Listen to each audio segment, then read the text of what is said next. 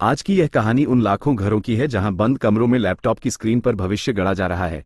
लेकिन कभी कभी वही स्क्रीन एक ऐसा भ्रम पैदा कर देती है जो पूरे परिवार के सपनों को चकनाचूर कर सकता है।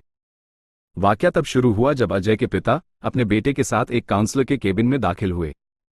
उनके हाथों में अजय के ऑनलाइन टेस्ट की फाइल्स थीं, जिनमें स्कोर 650 और 700 के बीच झूल रहा था।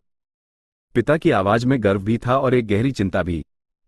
उन्होंने बताया कि पिछले साल अजय ने घर बैठकर ऑनलाइन कोचिंग से तैयारी की, हर टेस्ट में टॉपर रहा, लेकिन जब असली नीट परीक्षा का परिणाम आया तो स्कोर मात्र 350 था। उस वक्त परिवार ने खुद को ये कहकर दिलासा दे लिया कि शायद परीक्षा वाले दिन बच्चे की तबीयत खराब थी या वह घबरा गया होगा। लेकिन जब इस साल दोबारा वही कहानी दोहराई जाने लगी, घर पर शानदार नंबर और चेहरे पर एक अजीब सी खामोशी, तब उन्हें लगा कि कुछ तो है जो सही नहीं है।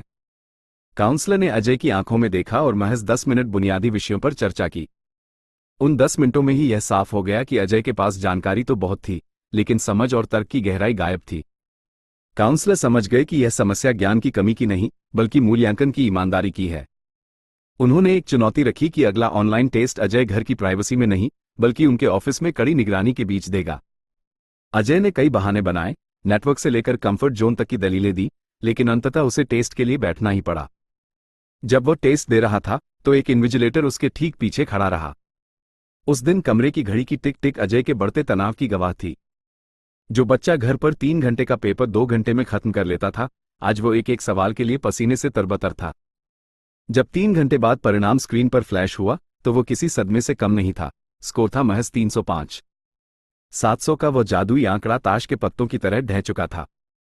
काउंसलर ने अजय के सन रह गए पिता को पास बुलाया और बहुत ही संवेदनशीलता से समझाया कि अजय कोई बुरा छात्र नहीं है, वो बस एक मीठे धोखे का शिकार हो गया है, जिसे फॉल्स सेंस ऑफ अचीवमेंट कहते हैं।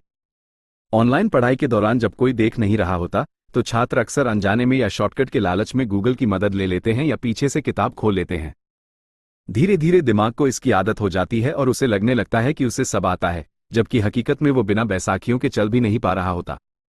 पिता की आंखों में आंसू थे, क्योंकि उन्हें समझ आ चुका था कि उन्होंने 1 साल तक जिस सफलता का जश्न मनाया वो दरअसल एक रेत का महल था। काउंसलर ने बात खत्म करते हुए कहा कि ऑनलाइन शिक्षा वरदान है, लेकिन बिना अनुशासन और ऑफलाइन चेक के यह एक खतरनाक जाल बन सकती है।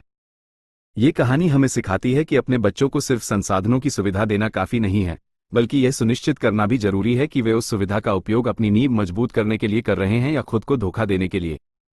अगर आप भी एक अभिभावक हैं तो समय समय पर अपने बच्चे का वास्तविक और कठोर असेसमेंट जरूर करवाएं। उसे बाहरी दुनिया के प्रतिस्पर्धात्मक माहौल में भेजें, उसे शिक्षकों से रूबरू करवाएं और उसे सच का सामना करना सिखाएं।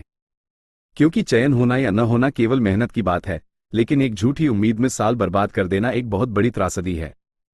याद रखिए, कड़वी सच्चाई हमेशा उस मीठी गलतफहमी से बेहतर होती है जो भविष्य को अंधकार की ओर ले जाती है।